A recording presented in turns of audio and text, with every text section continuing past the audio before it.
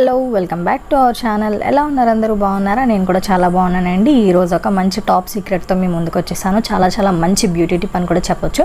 సైడ్లో ఒక pick add చేశాను, ఒకసారి చూసేయండి. చూసారు కదా, జపనీస్ వాళ్ళు వాళ్ళ స్కిన్ సీక్రెట్ గురించి చెప్తున్నారనమాట. సో ఇంత వైరల్ అవుతున్న వీడియో అసలు ఎలా ఉంటుంది ఏంటి అని చెప్పి నేను కూడా ట్రై చేశాను.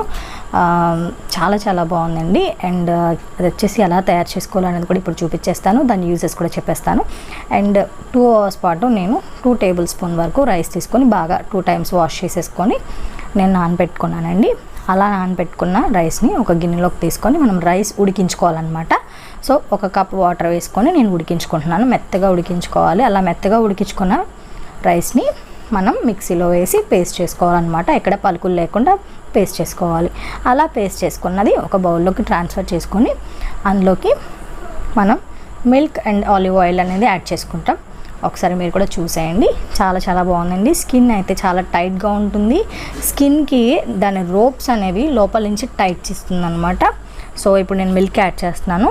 చూసారు కదా, నేను మిల్క్ యాడ్ చేశాను. పచ్చిపాలేనండి, రా మిల్క్ తీసుకోవచ్చు మీరు. కాచి చల్లార్చిన పాలు అవసరం లేదు. ఇప్పుడు నేను ఆలివ్ ఆయిల్ కూడా వేస్తున్నాను, 1 tablespoon వరకు. ఆలివ్ ఆయిల్ ఎందుకంటే స్కిన్ని డ్రై స్కిన్గా చేయకుండా, ఎప్పుడు పొడి వారిపోకుండా తేమగా ఉంచడం కోసం ఆలివ్ ఆయిల్ అనేది స్కిన్కి చాలా మంచిది. సో అందుకోసమే నేను ఆలివ్ ఆయిల్ అనేది ప్రిఫర్ చేస్తాను. చాలా బాగుందండి. ఇది బాగా మిక్స్ చేసేసుకొని నేను ఒకసారి హ్యాండ్కి అప్లై చేస్తాను, చూడండి. అండ్ ముఖం మీద అయితే చాలా కాంతివంతంగా తయారవుతుంది. అండ్ స్కిన్ కూడా చాలా సాఫ్ట్గా అయిపోతుంది అనమాట. స్కిన్ మీద ఎటువంటి మచ్చలు మొటిమలు అలాంటివి ఏమన్నా వచ్చినా కూడా తొందరగా తగ్గిస్తుంది. అండ్ స్కిన్ టైట్ చేస్తుందండి రైస్ అనేది. సో రైస్ ఫ్లోర్ తీసుకున్నా కూడా, రైస్ డైరెక్ట్గా ఇట్లా తీసుకున్నా కూడా దాని నుంచి వచ్చిన గంజి అంటారు కదా, అది రైస్ హెయిర్కి కానీ లేకపోతే ఫేస్కి కానీ అప్లై చేసుకుంటే చాలా మంచిది. సో డైరెక్ట్గా ఇలా పేస్ట్ మనం తయారు చేసుకొని ఫ్రిడ్జ్లో పెట్టేసుకొని మనం యూజ్ చేసుకోవచ్చు అనమాట. ఇలా ఫ్రిడ్జ్లో పెట్టేసుకొని 1 week వరకు మనం స్టోర్ చేసుకోవచ్చు. చూడొచ్చు మీరు, నేను హ్యాండ్కి అప్లై చేసుకున్నాను.